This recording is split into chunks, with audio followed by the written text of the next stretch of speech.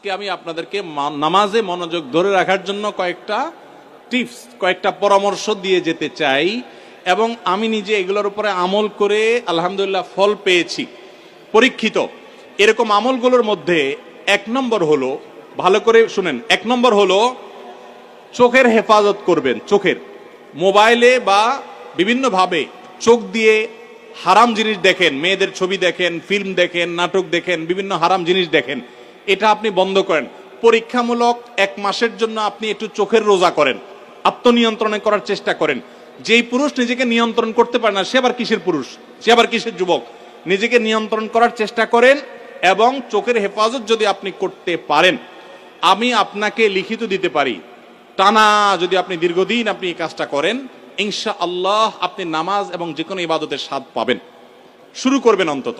দ্বিতীয়ত, হারাম উপার্জন ছাড়তে হবে। কি ছাড়তে হবে? হারাম খাওয়া ছেড়ে দেন, হালাল খাওয়ার গ্রহণ করেন, এটাও ইবাদতে মনোযোগ সৃষ্টি করতে সহযোগিতা করে। তৃতীয়ত, নামাজের জন্য বিশেষ করে বলতে চাই, এই যে পয়েন্টটা এখন বলতেছি নামাজের মধ্যে, এইটা যদি করেন আর আপনি মনোযোগ না আসে, আপনি আমাকে ব্যক্তিগতভাবে জানায়েন যে আপনি ভুল বলে আসছেন। আমি আলহামদুলিল্লাহ এটার উপরে নিজে 100% উপকারিতা পেয়েছি, অনেককে পরামর্শ দিয়ে তাদের মধ্যে উপকারিতা পেয়েছি। সেটা হলো নামাজের টাইমিংটা বাড়িয়ে দেন, অর্থাৎ দীর্ঘ সময় নিয়ে নামাজ পড়েন।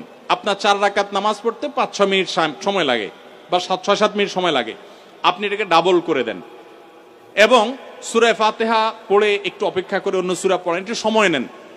একইভাবে রুকুতে গিয়ে একটু লম্বা সময় ধরে তাসবিহ, সাধারণত আপনি 3 বার তাসবিহ পড়েন, এবার আপনি 6 বার 7 বার পড়েন, 9 বার পড়েন, আরো বেশি করে পড়েন, একটু সময় বেশি নেন।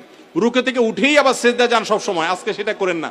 রুকু থেকে উঠে একটু দাঁড়ান, একটু অপেক্ষা করেন, একটু দেরি করেন। নবী সাল্লাল্লাহু আলাইহি ওয়াসাল্লাম রুকুতে যে পরিমাণ সময় থাকতেন, রুকু থেকে উঠে দাঁড়িয়ে তার কাছাকাছি, কারিবা মিনহু হাদিসের ভাষ্য, তার কাছাকাছি থাকতেন, অথচ আমরা রুকু থেকে উঠেই দৌড় দেই। তো আপনি উঠে একটু অপেক্ষা করেন, দাঁড়ান, অন্য সময়ের চাইতে ডাবল সময় দাঁড়ান। এভাবে যদি প্রত্যেকটা কাজ আপনি সময় নেন এবং ধীরে ধীরে করেন, ইনশাআল্লাহ বিইذনিল্লাহ আপনি নামাজের মধ্যে মনোযোগ দেখতে পাবেন।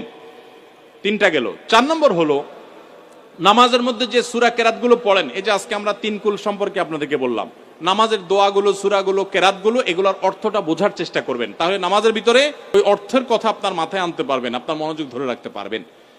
আর আরেকটা পরামর্শ হলো, ইবাদত এবং নামাজে বিশেষ করে মনোযোগ সৃষ্টি করার জন্য আগে থেকে মনোযোগ নষ্টকারী বিষয়গুলো থেকে সরে আসেন। অনেকে আছে মোবাইল টিপতে টিপতে নামাজে দাঁড়ায়, নামাজে ঢোকার আগে, মসজিদে যাওয়ার আগে মোবাইল সুইচ অফ করে ফেলান এবং এরোপ্লেন মোড করে ফেলান, যাতে করে মেসেজ আসলেও টের না পান।